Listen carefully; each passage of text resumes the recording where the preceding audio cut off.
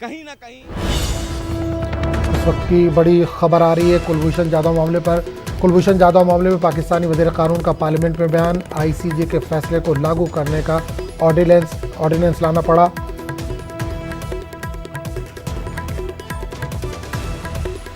ICJ के फैसले को लागू करने के लिए ऑर्डिनेंस लाना पड़ा।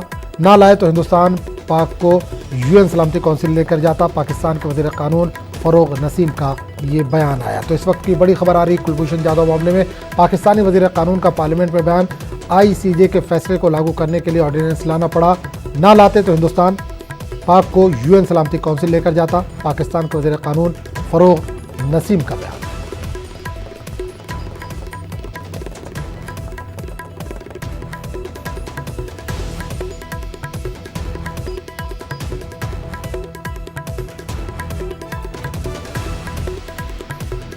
तो इस वक्त की बड़ी खबर आ रही है कुलभूषण जाधव मामले में पाकिस्तानी वज़ीर कानून का पार्लियामेंट में बयान। आईसीजे के फैसले को लागू करने के लिए ऑर्डिनेंस लाना पड़ा। ना लाते तो हिंदुस्तान पाक को यूएन सलामती काउंसिल लेकर जाता। पाकिस्तान के वज़ीर कानून फरोग नसीम का बड़ा बयान आया है।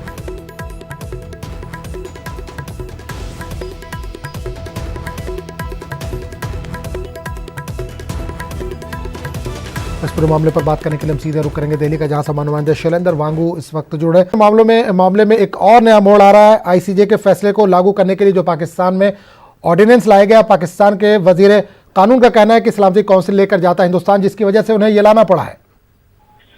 बिल्कुल आजम, ये जाहिर तौर पर आईसीजे के जो फैसले को इम्प्लीमेंट करने को लेकर पाकिस्तान लगातार एक लचर रवैया अपना रहा है, वो उस पर कार्रवाई नहीं कर रहा है। हमने ये भी देखा है कि भारत ने एक पाकिस्तानी लॉयर को भी हायर किया था ताकि रिव्यू पिटीशन फाइल की जा सके, लेकिन पाकिस्तान ने उसको डॉक्यूमेंट्स मुहैया नहीं कराए, लेटर अटॉर्नी मुहैया नहीं कराई। इसी बीच जब पाकिस्तान के जो कानून मंत्री फरोग नसीम हैं, उनका एक बयान आया है जिससे साफ है कि कहीं भारत पाकिस्तान को यूएन सिक्योरिटी काउंसिल में ना घसीट कर ले जाए, इस डर से पाकिस्तान ने इस ऑर्डिनेंस को लाया था मई के महीने में और 2 महीने तक इसको लागू रखा था। हालांकि आपको ये भी बता दें कि भारत ने ये भी कहा है कि ये ऑर्डिनेंस लाने के बाद भारत को कई दिनों तक इसके बारे में जानकारी नहीं दी गई और सही समय पर इन्फॉर्म नहीं किया गया, और कहीं ना कहीं एक ऐसा कंफ्यूजिंग तरीका अपनाया गया ताकि सही समय पर कुलभूषण जाधव के खिलाफ कुलभूषण जाधव मामले में रिव्यू पिटीशन फाइल ना किया जा सके इस्लामाबाद हाईकोर्ट में। लेकिन अब एक और ड्रामा करते हुए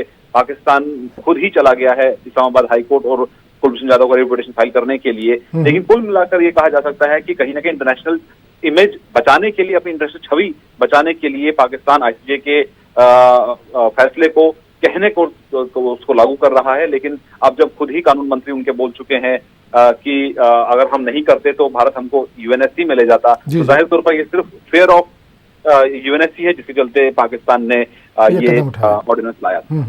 चलिए, बहुत बहुत शुक्रिया शैलेंद्र इस तमाम जानकारी।